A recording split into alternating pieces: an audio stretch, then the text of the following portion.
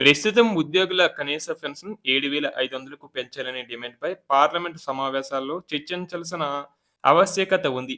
EPFO పెన్షనర్ల ఆవేదన తీవ్రంగా ఉంది.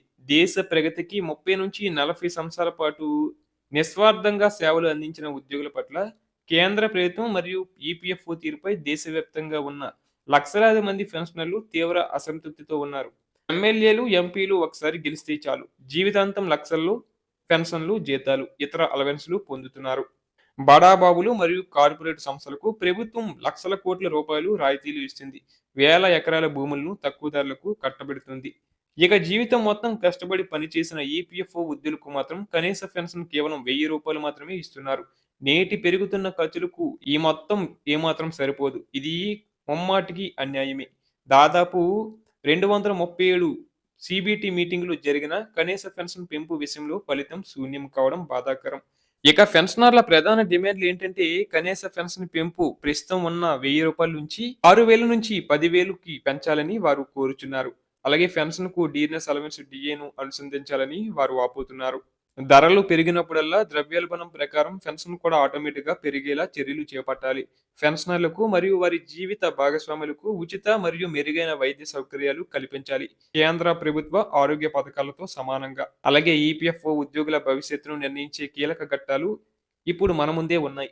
ముఖ్యంగా ఈ డిసెంబర్ 1వ తేదీ నుంచి పార్లమెంటు సమావేశాలు ప్రారంభం కానున్నాయి. ఈ సమయంలోనే ప్రభుత్వంపై ఒత్తిడి తీసుకురావడం చాలా ముఖ్యం. డిసెంబర్ లేదా జనవరిలో జరగబోయే ఈపీఎఫ్ఓ బోర్డు మీటింగ్‌లో పెన్షన్ పెంపుపై చర్చ జరిగే అవకాశం ఉంది. వచ్చే ఫిబ్రవరి లేదా మార్చిలో ప్రవేశపెట్టబోయే కేంద్ర బడ్జెట్‌లో 2026 ఈపీఎఫ్ 95 పెన్షనర్లకు ప్రత్యేక నిధులు కేటాయించే అవకాశం ఉంది. ఒకవేళ ప్రభుత్వం కనీస పెన్షన్‌ను 7,500కు పెంచితే దాని ద్వారా జరిగే మేలు అపారమైనది. ముఖ్యంగా 60 లక్షల మంది పెన్షనర్లు మరియు వారి కుటుంబాలు ఆర్థిక భద్రతను పొందుతాయి. ఈపీఎఫ్ఓ 95 పథకం కింద 10 సంవత్సరాల కంటే ఎక్కువ సర్వీసు పూర్తి చేసిన వారందరికీ దీనికి అర్హులు. అలాగే పెన్షనర్లు కొత్తగా దరఖాస్తు చేయవలసిన అవసరం లేదు. ప్రభుత్వం నిర్ణయం తీసుకుంటే ప్రస్తుతం పెన్షనర్స్ అందరికీ ఆటోమేటిక్‌గా పెరిగిన పెన్షన్ అందుతుంది. ఇక దీనికోసం కేవలం వేచి చూస్తే సరిపోదు. పోరాడాలి, ఒత్తిడి తీసుకురావాలి. కేంద్ర ప్రభుత్వం, ప్రధాని నరేంద్ర మోదీ గారు, ఆర్థిక మంత్రి నిర్మలా సీతారామన్ గారు మరియు కార్మిక శాఖ మంత్రి వారి దృష్టికి ఈ సమస్యలను తీసుకెళ్లి కృషి చేయాలి. అలాగే పార్లమెంట్ సమావేశాలకు ముందే మీ ప్రాంత ఎంపీలు మరియు మంత్రులకు వినతి పత్రాలు సమర్పించాలి. అన్ని ట్రేడ్ యూనియన్లు మరియు కార్మిక సంఘాలు ఒకే తాటిపైకి వచ్చి ప్రభుత్వంపై ఒత్తిడి పెంచాలి. అవసరమైతే శాంతియుత నిరసనలు తెలియజేయాలి. మన గొంతును వినిపించడానికి సోషల్ మీడియాను ఆయుధంగా వాడాలి. పెన్షనర్ల సమస్యలపై దేశవ్యాప్తంగా చర్చ జరిగేలా చేయాలి.